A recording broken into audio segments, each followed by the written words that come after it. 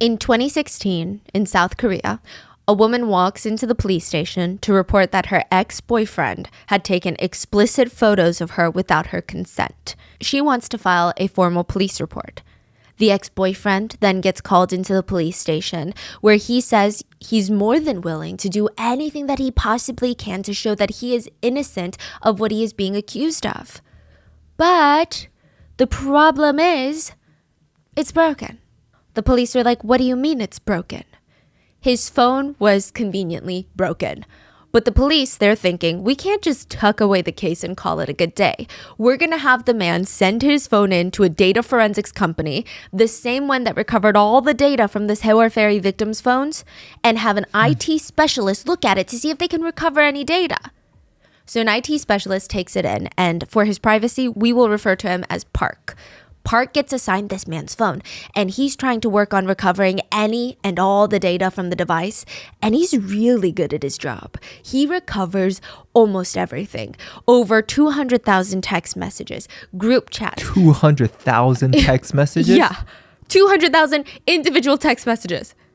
Wow, okay. Videos, photos, anything that could be recovered, he's recovered it. But suddenly, the police call the IT guy and tells him, we don't need your services anymore. You can just stop what you're doing and give the phone back to the man who brought it to you. They explain very briefly, the girlfriend has since dropped the criminal case. She's retracted her statements and said that she lashed out at her ex out of anger and that there were no photos. So the investigation is over.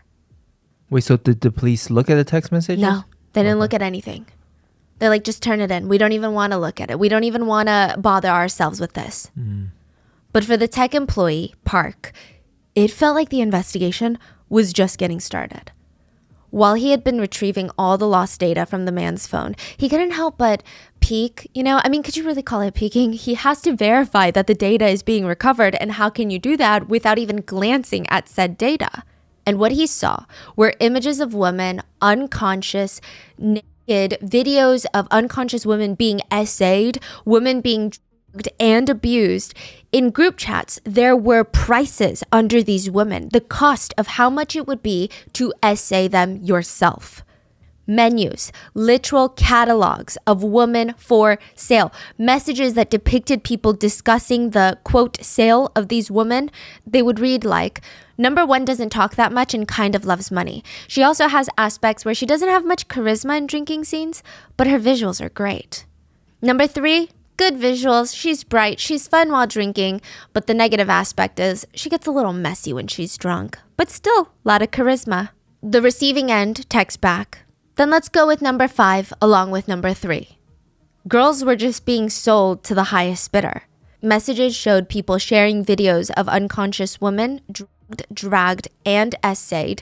The receiving parties of these messages, they reacted to the videos as if they were watching a funny TikTok, something entertaining, not a literal crime. They would text things like, I fed her sleeping pills and assaulted her in the back, then in the front, then in the back again, and then I finished. People were responding, ha ha ha ha ha. Redacted, insert person's name, ate him. Some other people commented, the mouth on her is great. Another chat log showed a picture of a sleeping woman, and the friends responded, who is it? Her body is so freaking good. Another chat included a video of an unconscious woman being essayed with the text, who wants to watch explicit videos tonight? The friends responded, what's this? Is she unconscious? The sender responds, and if she is, send a video with an alive girl. It's because she's unconscious I can take these high-quality videos with Flash. Someone else in the group chat responds, you raped her, hee hee. In another text they write, she doesn't even remember who she did it with, implying that the drugs they fed the victim altered her memory. But someone else responds into the chat, no, she's just an R word. As Park is reading some of these messages and glimpsing at some of these pictures, he is realizing that there are literal crimes being committed in these group chats. Women are being drugged and essayed. He needs to alert the authorities about it. This feels like a shady crime syndicate out there running some sort of brothel out of their basement. He opens the group chat in full to see what other crimes they had committed, and he was shocked to see that he recognized every single contact name in there. The phone belonged to a famous Korean idol by the name of Chung Chun-young, or JJY. He was the lead of a band called JJY Band. Another idol from FT Island named Choi Jung-hoon, Lee Jung-hyun, lead vocalist and guitarist of CN Blue, and the biggest name of all was Lee Seung-lee from the global group Big Bang. And these messages, they revealed a complex trafficking ring operated by some of the biggest names in the Korean entertainment industry. The chat logs were between some of the most well-known, beloved celebrities in the industry, the wholesome kind of idols, like the ones that girls would look at and show their boyfriends and say, he would never do this. In another group chat, the idols joke about how 5 of them gang essayed a drugged woman the night before a fan sign event. There was another shocking video of a woman being dragged out of a club owned by Lee Seung-lee by her hair by a man who is about to do God knows what to her, and she's trying to desperately get the club employees' attention by smacking down their laptop screens as she's getting dragged out by her hair. Employees don't even look.